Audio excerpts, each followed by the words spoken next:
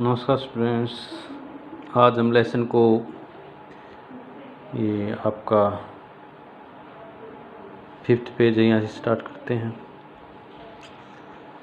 कल यहाँ तक हमने रीड किया था। It is his calm, his destiny, says Mukesh grand mother. Mukesh की माँ दादी माँ कहती है कि यह उसका कर्म है, उसका भाग्य है। डेस्टिनी क्या होता है? भाग्य। Who has watched her own husband go blind with the dust from polishing the glass of bangles। जिसने अपने स्वयं के पति को चूड़ियों के कांच को पॉलिश करने से निकलने वाली धूल से अंधे होते हुए देखा है। गो ब्लाइंड अंधा होना, पॉलिश करना। Can a God given lineage ever be broken? She implies। वह तर्क करती है, आशा पूछती है, क्या एक भगवान द्वारा दी गई परंपरा को कभी तोड़ा जा सकता है? Born in the caste of Bengal makers, they have seen nothing but bangles in the house, in the yard, in every other house, every other yard, every street in Firozabad. चूड़ियाँ बनाने वाले के जाति में जन्म लेकर उन्होंने कुछ नहीं देखा, लेकिन चूड़ियाँ ही देखी। घर में, आंगन में, हर दूसरे घर में, हर दूसरे आंगन में और फिरोजाबाद की हर गली में। Spirals of bangles, sunny gold, paddy green, royal blue, pink, purple, every colour born out of the 7 colors of the rainbow lie in mounds in uncapped yards or piled on four-wheeled hand carts। Four-wheeled hand carts का मतलब 4 पहियों की हथकरघा गाड़ी जिसको हाथ से धकेल कर ले चला जाता है। Pushed by young men along the narrow lanes of the shanty towns. Narrow lanes तंग गलियाँ, सेंटी टाउन्स बदबूदार नगर। माउंट्स होता है ढेर, अनकैम्प्ड का मतलब अस्त व्यस्त। स्पिरल्स मीन घेरे, चूड़ियों के घेरे, चक्कर। सुनहरे रंग की चूड़ियाँ, गहरे हरे रंग की चूड़ियाँ पेडिग्रीन, शाही नीले रंग की चूड़ियाँ, गुलाबी रंग की, बैंगनी रंग की। इंद्रधनुष के 7 रंगों से निकलने वाले प्रत्येक रंग की चूड़ियाँ वहाँ अस्त व्यस्त आंगनों में ढेरों के रूप में पड़ी रहती हैं और वे वहाँ हथकरघा रेहड़ी के ऊपर रखे हैं जिसको नौजवान बदबूदार नगर की तंग गलियों में से धकेल कर ले जाते हैं। एंड इन डार्क कटमेंट्स और अंधेरी झोपड़ियों में next to lines of flames of flickering oil lamps. Flickerings होता झमझमाना, एक बार बत्ती का जलना, एक बार बुझ जाना, that is flickering. Sit boys and girls with their fathers and mothers welding pieces of colored glass into circles of bangles। और अंधेरी झोपड़ियों में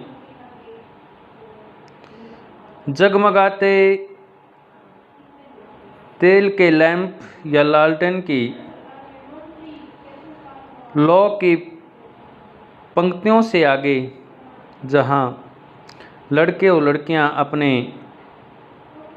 पिताओं और माताओं के साथ बैठे रहते हैं और वे चूड़ियों के घेरों में रंगीन कांच के टुकड़ों को जोड़ने का काम करते हैं। Their eyes are more adjusted to the dark than to the light outside. उनकी आँखें बाहर रोशनी की बजाय अंदर अंधेरे के साथ ज़्यादा व्यस्त हो गई हैं। एडजस्टेड होता है अभ्यस्त होना, आदत हो गई उनकी आँखों को अंधेरे में काम करने में। दैट इज़ वाई, वही कारण है, they often end up losing their eye sight before they become adult. Adult होता है वयस्क, कि वो वयस्क होने से पहले ही, बड़े होने से पहले ही अपनी आँखों की रोशनी खो बैठते हैं, एंड अप हो जाता है। Savita a young girl in a drab pink dress. Savita एक नवयुवती निरस गुलाबी पोशाक में sits alongside an elderly women. Elderly बुजुर्ग, एक बुजुर्ग महिला के पास बैठी है। सोल्डरिंग पीसीज ऑफ ग्लास, कांच के टुकड़ों को जोड़ रही है। As her hands move mechanically like the tongs of a machine, एक मशीन के चमटों की तरह उसके हाथ यांत्रिक रूप से चल रहे हैं, बिल्कुल मशीन की तरह। आई वंडर, मुझे हैरानी है, if she knows the sanctity of the bangles, कि वह चूड़ियों की पवित्रता को जानती है। शी हेल्प्स मेक, जो भावना चूड़ियाँ बनाने में उसकी मदद करती है। It symbolises an Indian women सुहाग, यह एक भारतीय महिला के सुहाग का प्रतीक होती है।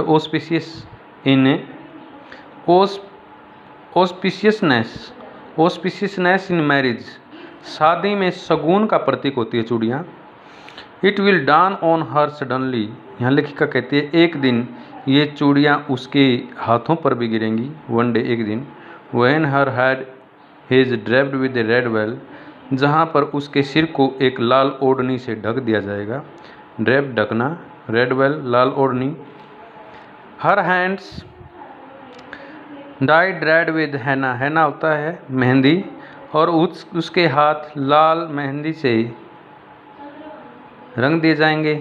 And red bangles rolled on to her wrists, और लाल चूड़ियाँ उसके कलाई में पहना दी जाएंगी। She will then become a bride, तब वह एक दुल्हन बन जाएगी। Like the old women beside her, उसके पास बैठी एक बूढ़ी महिला की तरह। Who became one many years ago, जो बहुत वर्षों पहले दुल्हन बनी थी। She still her bangles on her wrist,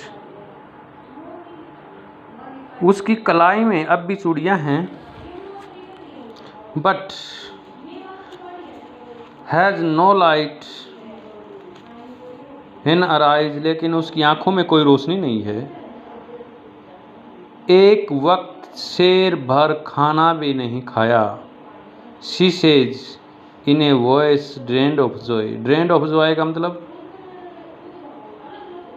खुशी रहित, खुशी रहित एक आवाज़ में वह कहती है कि एक वक्त शेर भर खाना भी नहीं खाया। ये सेंटेंस हिंदी में है, वैसे इंग्लिश लेटर्स में लिखा हुआ है, नोट करने योग्य है, इम्पोर्टेंट है, इसलिए लेखिका ने ऐसा किया है कि इतना सारा काम करते हैं, इतनी मेहनत करते हैं, लेकिन एक वक्त खाना भी नहीं मिलता। She has not enjoyed even one full meal in her entire life time. Entire का मतलब पूरे, उसने अपने पूरे जीवन भर एक पूरे भोजन का आनंद नहीं लिया है। दैट्स वाट शी हैज़ रिव्ड, वही कारण है कि वह कमज़ोर हो गई है, उसकी आंखों की रोशनी चली गई है। Her husband an old man with a flowing beard, लंबी लंबी दाढ़ी वाला उसका पति एक बूढ़ा आदमी। सेज कहता है, जो बूढ़ा हो गया है, I know nothing except bangles, चूड़ियों के सिवाय मैं कुछ नहीं जानता।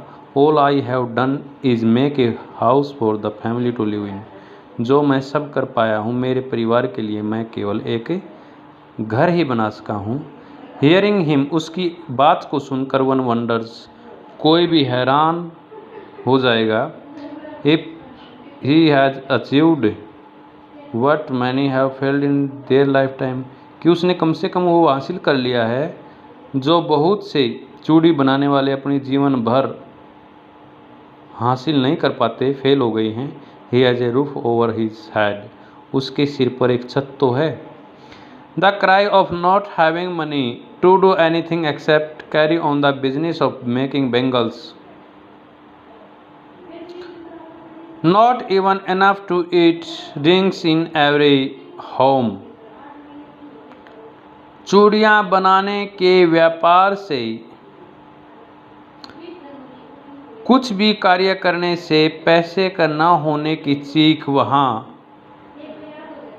हर घर में गूंजती रहती है, जिससे पर्याप्त खाने के लिए भी नहीं मिल पाता। Not even enough to eat, पर्याप्त खाने के लिए भी नहीं मिल पाता। The young man echo the lament of their elders, नौजवान अपने बुजुर्गों की पीड़ा का बखान करते रहते हैं। इको प्रतिध्वनि होती रहती है, वही बात बार बार। Little has moved with time, time के साथ इट सीम्स, ऐसा लगता है कुछ भी नहीं बदला है। इन फिरोजाबाद, फिरोजाबाद में years of mind numbing toil have killed all initiative and the ability to dream। वर्षों की दिमाग को थका देने वाली कड़ी मेहनत ने सभी पहलों को और सपने लेने की योग्यता को मार दिया है। Why not organize yourselves into a cooperative? I ask a group of young men who have fallen into the vicious circle of middlemen who trapped their fathers and forefathers। Fathers पिता, forefathers उनके पिता मतलब दादा, उससे पहले वाली पीढ़ी को forefathers कहेंगे, फादर से पहले वाली पीढ़ी को। नवयुवकों का एक ग्रुप, मैं नवयुवकों के एक समूह से पूछती हूँ जो विशियस सर्कल ऑफ मिडलमैन, जो बिचौलियों के सातिर गिरोह में फंस गया है, जिसने उनके पिता और दादा को भी फंसाया है। मैं उनसे पूछती हूँ, तुम एक सहकारी संगठन क्यों नहीं बना लेते? कोऑपरेटिव था, सहकारी था, सहकारी संस्था जिसको कोऑपरेटिव लिमिटेड भी बोलते हैं, सहकारी संगठन क्यों नहीं बना लेते? Even if we get organised, यदि हम बना भी लें, we are the ones who will be hold up by the police, तो हमें पुलिस के द्वारा खींच लिया जाएगा। होल्ड अप का मतलब खींचना। बीटन, पीटा जाएगा। And drag to jail for doing something illegal, और कुछ गैर कानूनी कार्य के लिए जेल में घसीट कर डाल दिया जाएगा। जैसे वो कहने लगते हैं, there is no leader among them, उनमें कोई भी नेता नहीं है। नो वन, ऐसा कोई नहीं है। वो could help them see things differently, जो चीज़ों को अलग दृष्टिकोण से देखने में उनकी मदद कर सके। Their fathers are as tired as they are, उनके पिता भी इतने ही थके हुए हैं जितने कि वे हैं, जितने वे थके हुए हैं। एज बराबर के गुण को तुलना के लिए प्रयोग होता है। They talk endlessly in a spiral, वे एक व्यर्थ में अनंत रूप से बातें करते हैं। That moves from poverty to apathy, जिनकी बातचीत पहले गरीबी से पीड़ा की तरफ आती है, टू ग्रीड फिर लालच की ओर जाती है, एंड टू इनजस्टिस से और अन्याय तक वे बातें करते हैं। इन विषयों पर पॉवर्टी, गरीबी, अपैथी, पीड़ा, गरीब, लालच, इनजस्टिस, अन्याय। लिसनिंग टू दैम, उनकी बातों को सुनकर आई सी टू डिस्टिंक्टिव वर्ल्ड्स, मुझे दो भिन्न भिन्न संसार नजर आते हैं। वन ऑफ द फैमिली, एक तो उस परिवार का संसार, caught in a web of poverty, web होता जाल, जो गरीबी के जाल में जकड़ा पड़ा है। बर्डन,